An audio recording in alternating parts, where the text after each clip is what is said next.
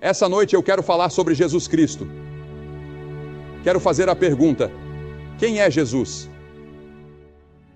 Muitos de nós temos cruzes gravadas em nossas Bíblias ou penduradas no pescoço, mas não conhecemos realmente Jesus. Você sabe, quando você chega ao Brasil, ao Rio de Janeiro, há uma enorme estátua de Jesus.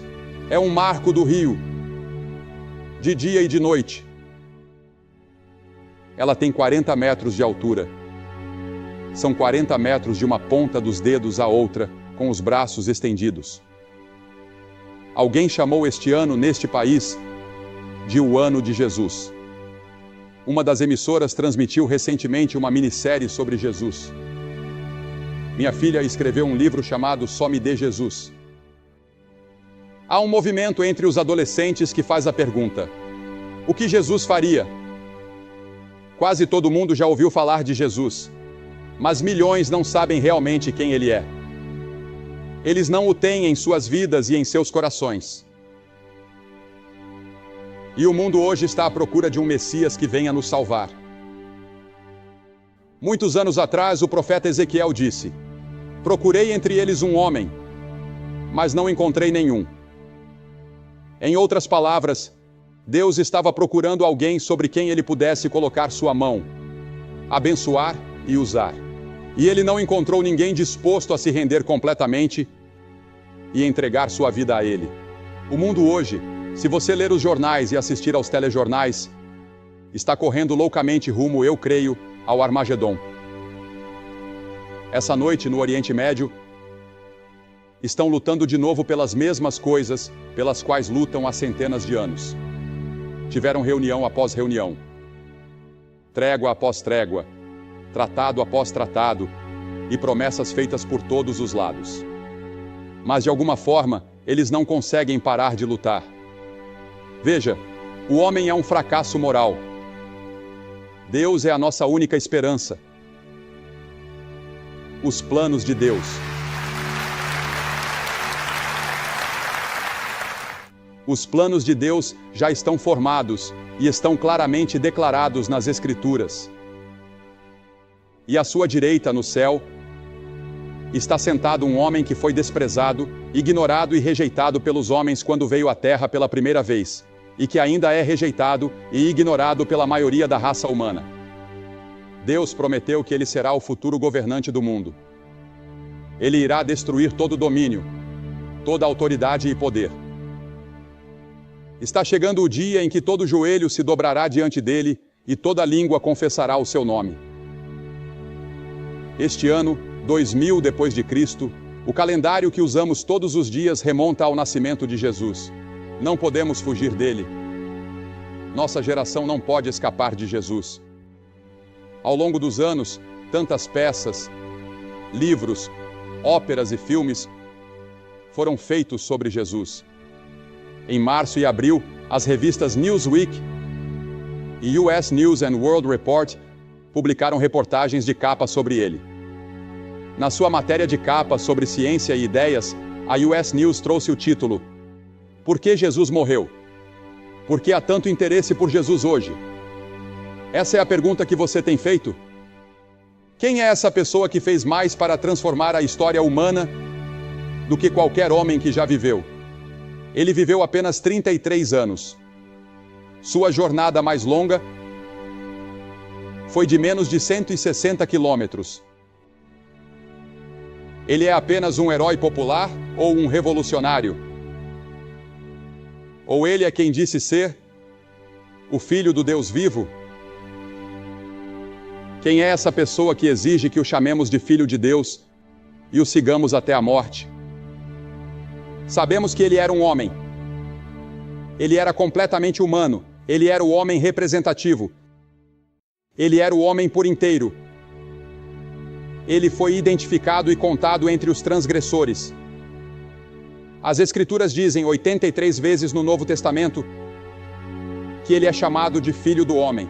Há muitos lugares nas Escrituras que nos lembram de sua humanidade. A Bíblia ensina que ele teve fome.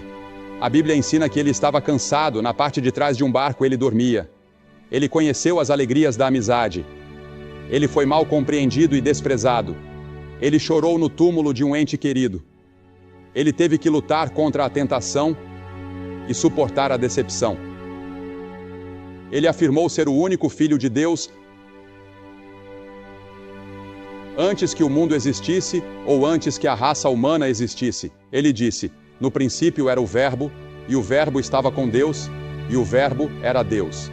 E Jesus disse: antes que Abraão existisse, eu sou. Com essas palavras, Jesus se separou de qualquer outra pessoa que já viveu. Em outras palavras, Jesus disse: antes que Abraão nascesse, eu sempre sou, o eterno presente. Não há passado com Jesus e não há futuro com Jesus. Tudo está no sempre presente. E Ele está falando com você essa noite. E Ele está falando com todos nós, coletivamente e individualmente. Em Colossenses 1 diz: pois nele foram criadas todas as coisas que há nos céus e na terra, visíveis e invisíveis, sejam tronos, sejam dominações, sejam principados, sejam potestades.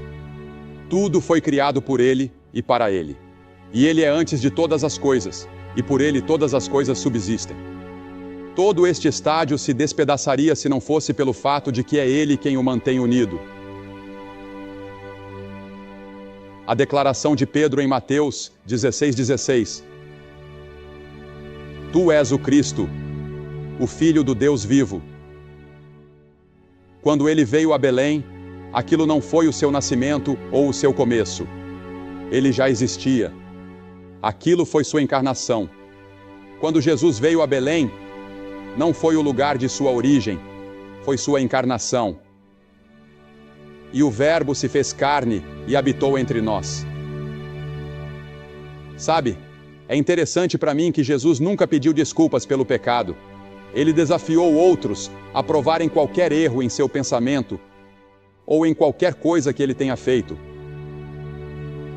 Como explicamos Jesus em comparação com qualquer outro indivíduo que já viveu?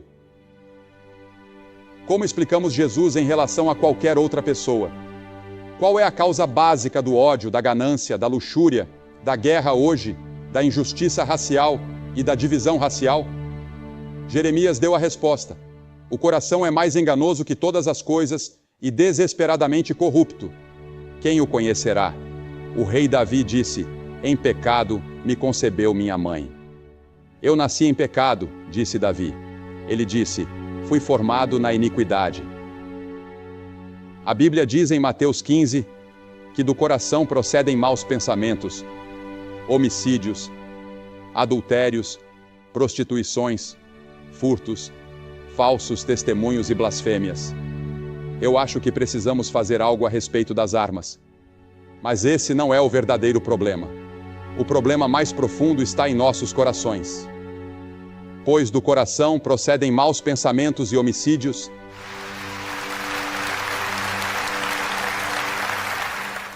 e adultérios, e furtos e blasfêmias. Todas essas coisas vêm do coração dos homens e das mulheres. Como você explica Jesus, sua autoridade? Ninguém jamais falou como este homem falou, diz João 7. Ele perdoava pecados. Nenhum outro profeta jamais perdoou pecados. Maomé não tentou isso. Buda não fez isso. Ninguém mais na história jamais disse: teus pecados estão perdoados.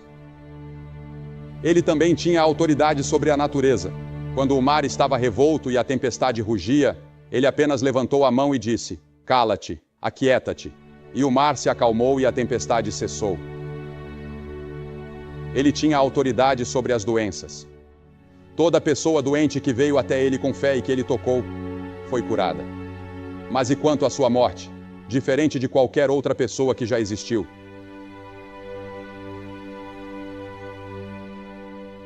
Veja, Jesus foi executado. Ele foi tratado como um criminoso. Ele levou sobre si os nossos pecados. Ele se fez pecado por nós, aquele que não conheceu o pecado. Você consegue imaginar uma pessoa sendo a própria encarnação do pecado? Foi isso que Jesus foi na cruz.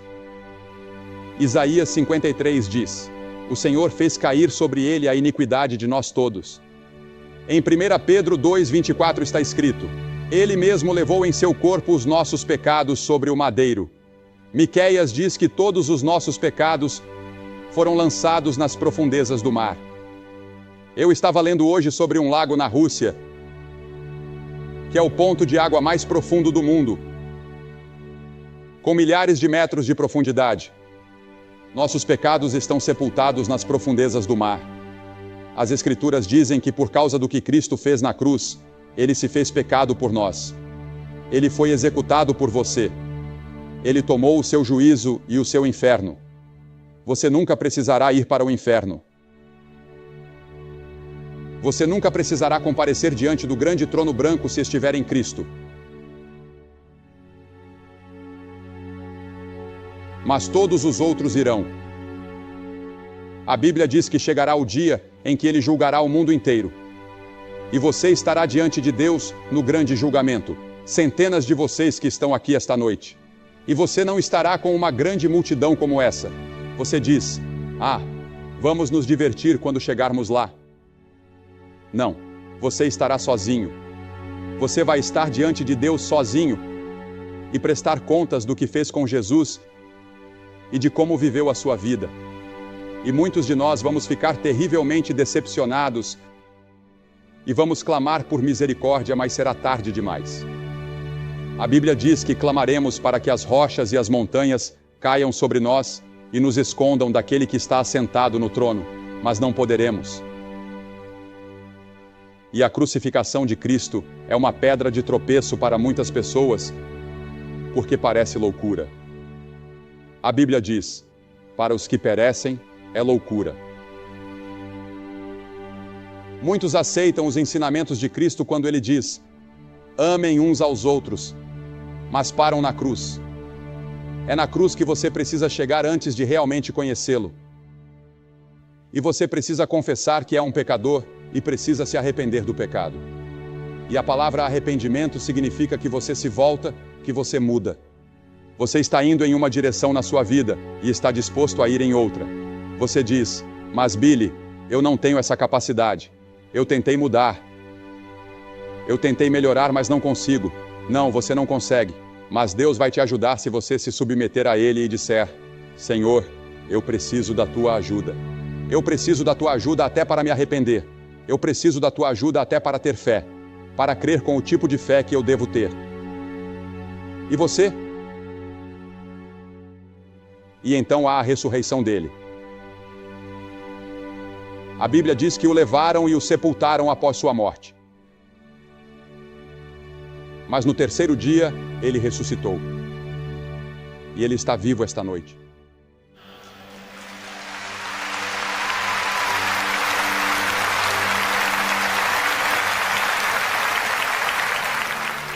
Quando alguns dos discípulos foram até o túmulo onde ele foi sepultado,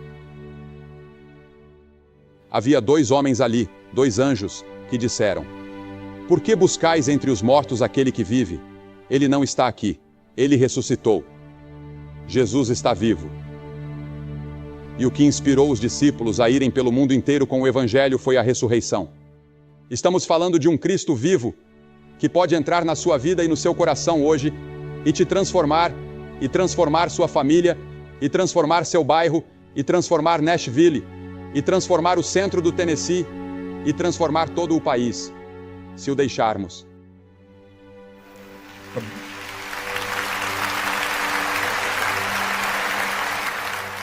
A Bíblia diz que, se com a tua boca confessares o Senhor Jesus, e em teu coração creres que Deus o ressuscitou dos mortos, serás salvo. Você precisa crer que ele não apenas morreu, mas que ressuscitou. Isso é metade. Uma metade é que você se arrepende. Você vem e diz, ó Senhor, eu sou um pecador. Me arrependo por ter pecado.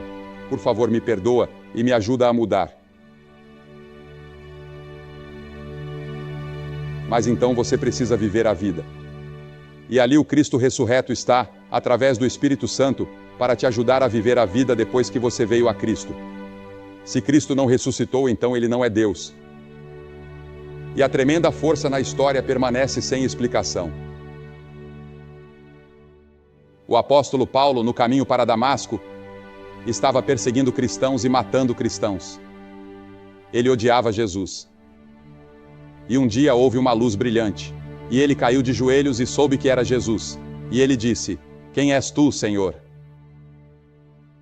Em Atos, capítulo 9. E essa é a pergunta que você precisa responder. Quem é Jesus? Essa é a pergunta da nossa geração. Quem é Jesus? Jesus afirmou. Se Jesus afirmou ser Deus sabendo que não era, ele foi um enganador. Se ele achava que era Deus e não sabia a diferença, ele era um lunático. Jesus foi quem disse ser Deus manifestado em carne. Pense nisso. O Deus Todo-Poderoso, que criou as estrelas e os planetas e todo esse universo, e que sustenta tudo isso. Ele é aquele que quer entrar na sua vida e no seu coração hoje à noite de uma forma nova. Talvez você seja membro da igreja, talvez você tenha sido confirmado e batizado e feito todo o resto. Mas lá no fundo, você simplesmente não tem certeza. Você não tem certeza de que está pronto para se encontrar com Deus. Você não tem certeza de que escapará daquele grande julgamento.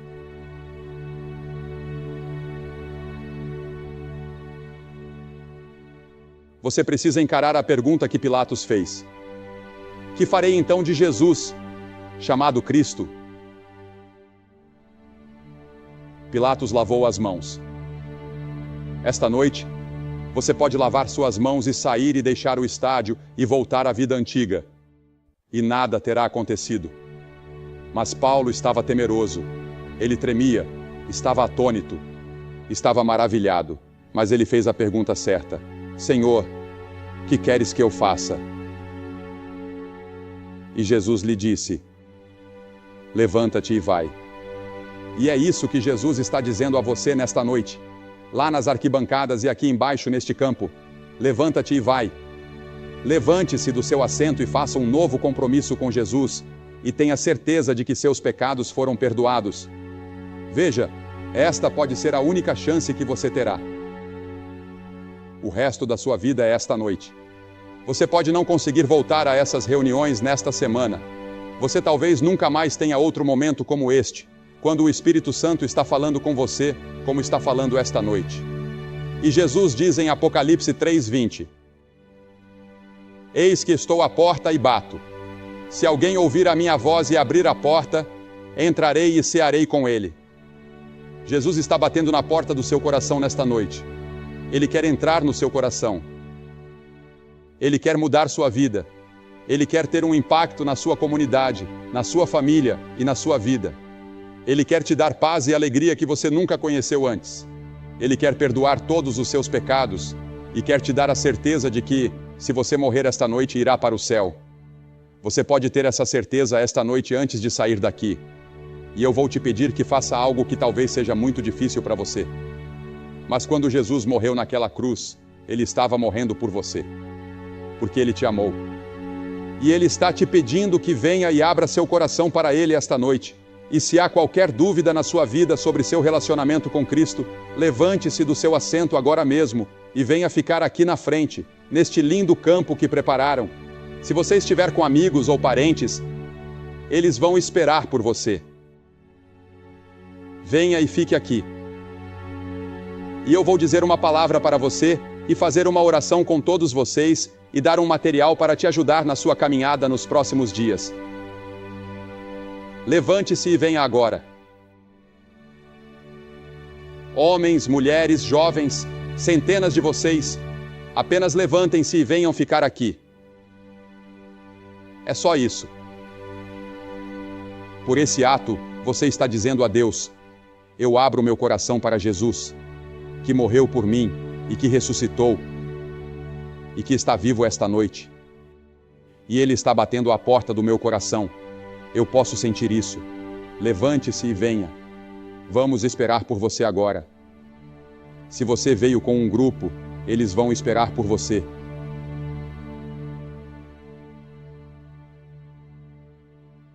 Se você veio de ônibus, eles vão esperar. Há tempo de sobra. Este é o momento mais importante da sua vida. Não perca. Rápido. lá de cima das arquibancadas, levante-se e venha. Vai levar alguns minutos, vai levar uns 4 ou 5 minutos. Então venha. Estaremos aqui para orar com você, conversar com você e te ajudar.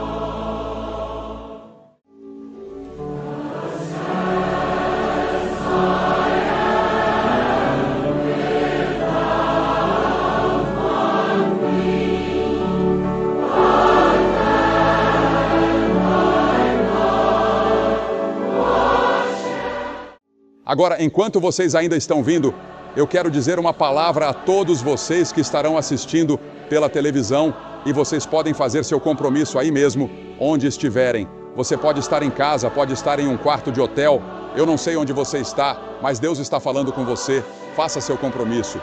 Ou você pode ligar para o número que está aparecendo na tela e há alguém pronto para conversar com você agora e orar com você. E nós vamos te enviar o mesmo material que vamos entregar para as pessoas que estão aqui esta noite. Você pode fazer seu compromisso. Faça agora.